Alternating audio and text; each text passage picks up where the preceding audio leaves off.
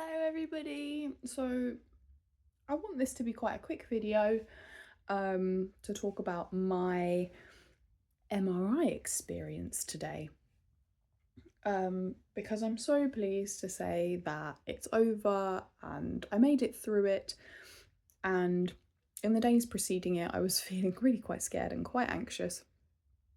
And again, I feel that this could be hopefully another hope-inspiring video for anybody who's maybe claustrophobic, very anxious, or needs an MRI scan and is scared predominantly about the scan itself.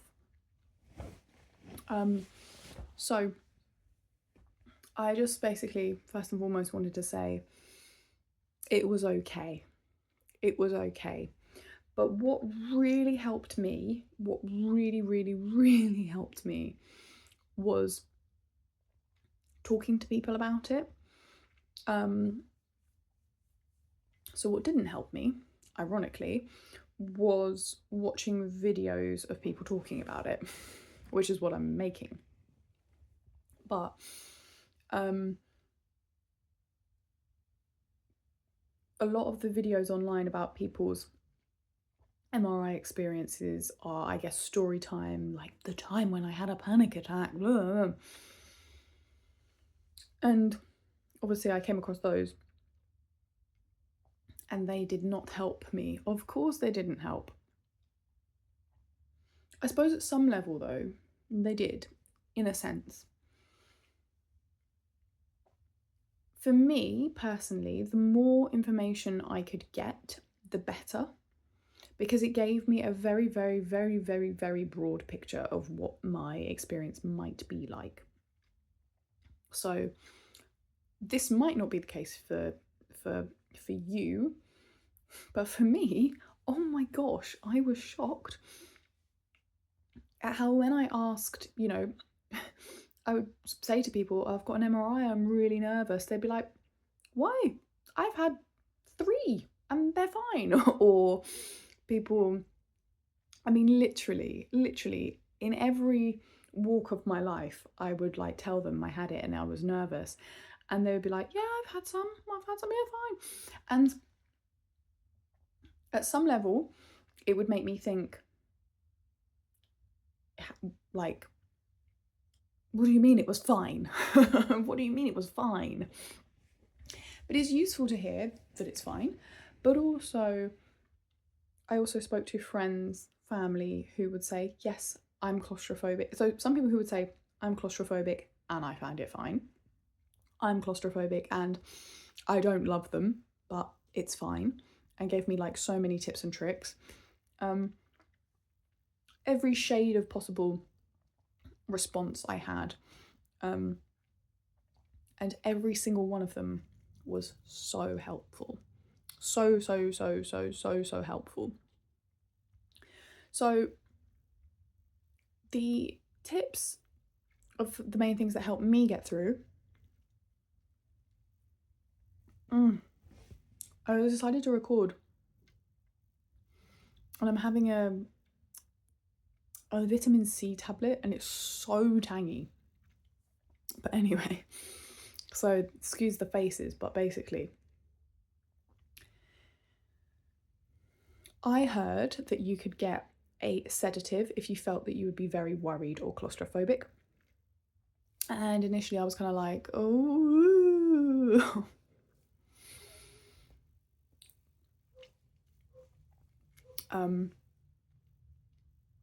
But I made a very quick dash to my GP and said, please, I would like some, please.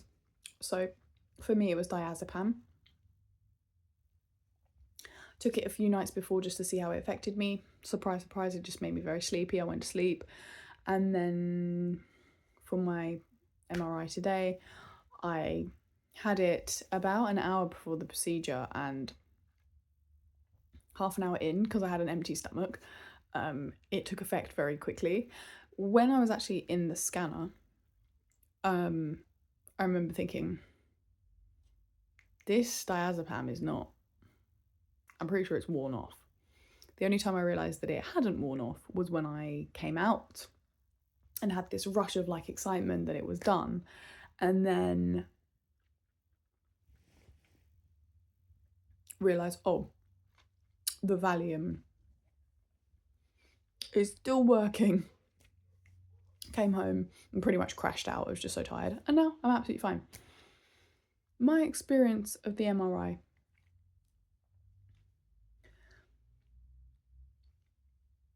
So for me, it was for my ears, head, and neck.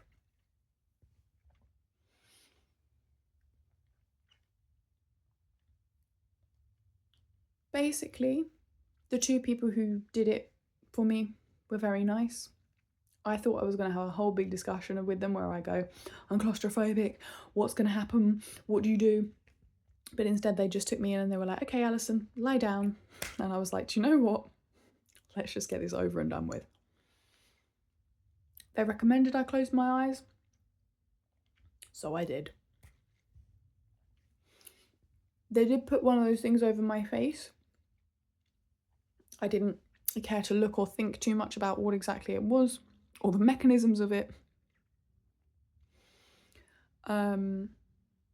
But yeah, so I was in there, and one of the things that a lot of people warned me about was the noise level. I was expecting it to be very, very loud. It wasn't as loud as I thought it was going to be. Some of the noises I just found a bit like,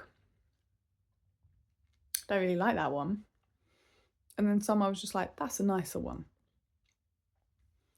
Something that somebody said to me is that sometimes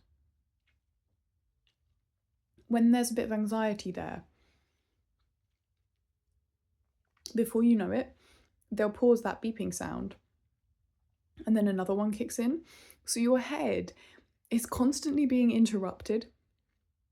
So if you're starting to have a thought pattern of like, oh, when's this going to stop? At some stage, it just goes quiet and then it starts going or and so therefore you kind of can't really stay in a certain funk for very long. I would say I had 3 moments where I was like, oh, the heart's going a bit. But every single one of them I managed to come back down from. I had the pump thing in my hand, and I just said to myself, there was one point where I just thought, I really want to press it. I really want to speak to the person on the intercom. But then I just said to myself, it's okay. We're not in an emergency yet. When you start hyperventilating, when you start wanting to scream, when you start wanting to wriggle around, press it. But we're not there yet, so we're not going to press it yet. And then I calmed down. There was just loads of things I tried to do. Like one was when I very, very, very first went in, I started counting. And then I think the guy over the intercom said something, and then I was kind of distracted out of my counting. Also, each time he spoke on the intercom, I opened my eyes kind of mistakenly and saw the thing, and that freaked me out a little bit. But again, a little bit. It was manageable. I'm sure my face in the scanner looked like this, but it was manageable. Like, I'm in more physical discomfort when I get like an x-ray at the dentist. So it was more mental discomfort, but even then it wasn't this crazed panic experience that I thought it was going to be. And sometimes you will just be surprised at what your mind and what you are capable of doing. And the fact that at the end of the day, they are there to look after you. They're there knowing full well what they're doing. And at the very, very, very end of the day, you can press that button or squeeze that pump and you will be out. Yeah, I tried everything. I'm so sorry. I tried thinking about things that I needed to do the next day that were stressing me out. So kind of like swap one stress with another. I tried to think about nice things that I wanted to do. I tried to think about like, what birthday presents do I want? I tried to think about at one point I thought of one of my colleagues doing a silly dance to the music. Not the music, the beeping, which was quite bizarre. But then literally very shortly after that, they were like, okay, Alison, you're done. And I was like, oh my God. So basically, I did find speaking to loads of different people about it really helpful. I just found it to be so helpful, more helpful than looking at the time when I freaked out in an MRI scanner. Like, those weren't helpful. But literally, I was just so surprised at how many people I knew who had either had an MRI, knew someone else who'd had an MRI who had a story, who knew. I kind of went in. I don't think one thing shocked me. I don't think one thing shocked me by the time I was in that scanner, because I had heard so many stories, all of which were, you know, the basic gist of the story, like, oh, it's not my favourite thing in the world, but it's okay. And I did it, and I'm so proud. I'm so proud. And I have literally every single faith that if you are claustrophobic, that you can also do it. But that if you can't do it, that is okay as well. Like, if it's something that you can get arranged for another time, perfect. But there are ways around these things, I'm sure. I'm sure you will be able to find a scanner or a different assistant or something. There's always an answer to these things. There really is always an answer. And if your level of claustrophobia is like, I mean, I'm pretty claustrophobic.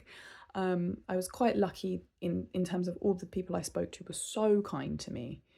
So if you can get yourself prepared. Also, if you want to ask for a sedative, go and get one prescribed, because it has to be prescribed. I'm sure it helped me. I'm sure it helped me today. So I just wanted to say, yay, I made it, yay. And yeah, that's it. Most likely it's not going to show anything, because afterwards I had a quick Google, do MRIs show up vestibular neuritis? And it said no. I was like, okay, this MRI is probably going to come up showing nothing. But if it does, that's a good thing. That is a good thing. The only thing it doesn't help me with is the slight sensation of like, there was nothing wrong with you the whole time, which still jars with me a little bit, because there was nothing like what I experienced. I have never experienced anything like that before in my life. And I am so sure it was vestibular neuritis. So sure. You know, I had tingles down my neck every day. Everything I had made sense, and I spoke to enough professionals that told me it was, but when he told me it wasn't, it was just a bit like, who do I believe? Who do I listen to? This is driving me slightly insane. But yes, for this particular situation, one where you are maybe having something for tinnitus, or for something like vestibular neuritis, or some kind of ear check or something like that, and your predominant fears are about the actual scan itself. Can't really speak for situations where you might be actually really worried about the outcome of the MRI,